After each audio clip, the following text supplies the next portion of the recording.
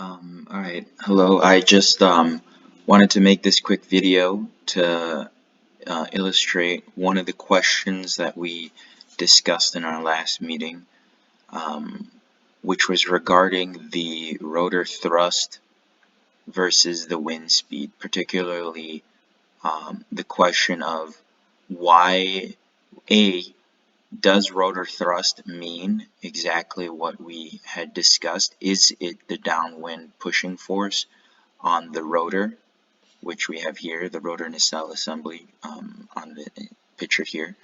And B, why is the thrust, if that's the case, peaking at the rated power and then steadily falling off, even though we're getting the same power output from the turbine at those higher wind speeds? So I found this program that it was free. It's a free 2-week trial right now called Ashes, and this is a 5 megawatt NREL reference turbine, just the rotor nacelle assembly, which is available. And what I'm going to do is illustrate how the thrust force looks at different wind speeds. And so what I have, these graphs here on the right, are what we'll use to follow. So this is the pitch angle of just one blade. This is the rotor RPM, which is rated to 12 meters per second, or sorry, 12 RPM. I think it has it here.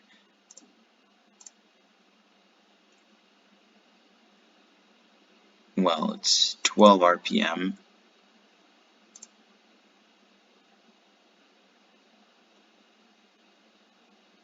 Yeah, here, 12 RPM, and this is a 5 megawatt turbine. So instead of showing the power, they don't actually have a power output graph, but I'm going to show the RPM to illustrate as a proxy for what the power output of the turbine will be as I increase the wind speeds. And then I have thrust here. What I'll do is open this velocity triangle, which illustrates some of the most relevant forces on one cross section of the blade. So right now I have it set at 10 meters per second. The wind is coming in head on at an angle of 0, and I'll start the simulation. And so the blue arrows are showing the thrust force, the orange arrows are showing the torque force, which is pulling the turbine to rotate, and the blue arrows, which are shown here in this velocity triangle, is the thrust force. So they use the word thrust here, indicating that yes, indeed, rotor thrust does mean the downwind pushing force. So 10 meters per second is right around the rated wind speed. I'll increase it by 1. I think it should be around 10 to 12 meters per second of wind. So right now the blade is not pitched, it's in its optimal energy capturing position, and my thrust force is about 647 on the rotor, which agrees with what Max calculated using the other software. He found about 700 kilonewtons. And I think, okay, what's going on is now we're breaching the rated power level, and so the pitch control is coming in. You can see the pitch angle is starting to increase, and while the rotor briefly goes up beyond that 12 RPM, the pitch angle is now killing off some of that power in order to slow down the rotor beyond what it should be spinning at that wind speed. And as you can see here, the rotor thrust is at about 650 kilonewtons, but once we pass that threshold and the pitch angle starts to increase, it immediately goes downward, showing that just beyond the rated wind speed, the thrust does go down a little bit. And now just to create a discontinuous jump, I'll increase this to 25 meters per second. The turbine itself won't cut out, it won't arrest itself beyond a cutout wind speed, it's just going to keep spinning. So the pitch angle has now increased a great deal, and as you can see from this peak level where my rated power was of 650, my thrust is now much lower, less than half, 250 kilonewtons of thrust.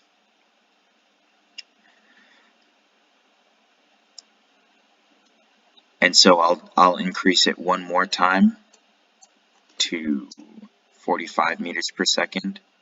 And again, we see the same behavior. It jumps up really quickly until it can get down to 12 meters per second, or 12 RPM on the rotor. And now my thrust is much smaller, less than 200 kilonewtons. And so I'll attach a video of what this force triangle does. But my interpretation of it is that the thrust is decreasing because we're converting less of the incoming power, which is increasing with the cube of the velocity, into power for the turbine because the turbine is capped at a certain level. And because we're doing that, since the power and the thrust are related somehow, we're also converting less of that incoming wind power into a downwind force by not taking advantage of the aerodynamics of the blade, basically, by pitching it in order to slow the turbine down, the rotor down to what it should be spinning at that wind speed, which is what gives rise to this behavior of the thrust peaking when my angle is 0, which you can see here, it's at 0 at my wind speed. That was at about 11 meters per second. And once we start to pitch it, the forces on the thrust on the rotor go down. So as a result, that behavior of the on the graph which I showed from the NREL report of the rotor thrust increasing to the until the rated wind speed and then falling off as we increase the wind speed, even though it's still generating the same power output of 15 megawatts for the 15 megawatt turbine, makes sense, and I was able to recreate it here. And secondly, rotor thrust does seem to mean what we interpreted it as yesterday, which is the downwind pushing force. As you can see, they use thrust force, which is FTH here in this force triangle. So the last thing that I'll do is actually control the pitch angle myself, because to illustrate one of the questions of if there's a possibility to control the turbine in order to reduce this thrust force if it actually becomes a factor with an active positioning or with an active dynamic positioning system. And so I've left the previous parameters in place of 45 meters per second of wind and the pitch angle, which the controller input is still there. And so I'll let this run until it reaches a steady state.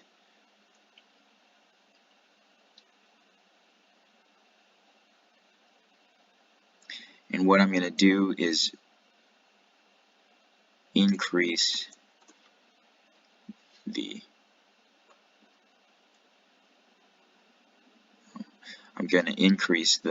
angle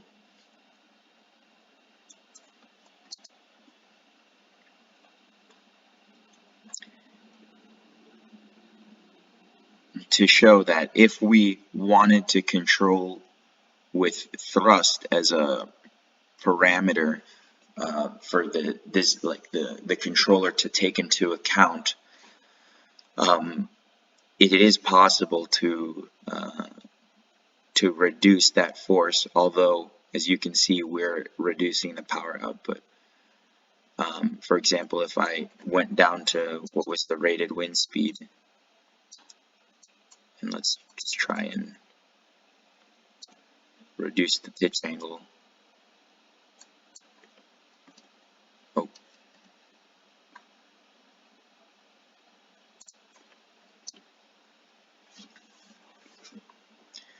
So, in essence, there could be some combination if we kind of pushed the rated power level wind speed a little bit later and pitched the blades at the rated power level in order to reduce the thrust force. It could be some option for there could be some combination in order to shave that peak level off if thrust becomes a control variable to reduce the parasitic losses on the turbine. I don't have a specific method for doing that yet, but I just wanted to illustrate that we could potentially control and reshape the power curve of this turbine by pitching the blades earlier at lower wind speeds in order to reduce the thrust and only reach the rated power output of the turbine at higher wind speeds when the blades could still be pitched in order to reduce the thrust. So I guess in the past, thrust, like the thrust in real time, hasn't been a factor that's needed to be controlled for, and so the primary function that the controller looks for is how to extract the most power from the wind regardless of the thrust until the cutout wind speeds reached where they feather the blades completely in order to protect the turbine. At, for example, this point. So I just wanted to demonstrate that I found this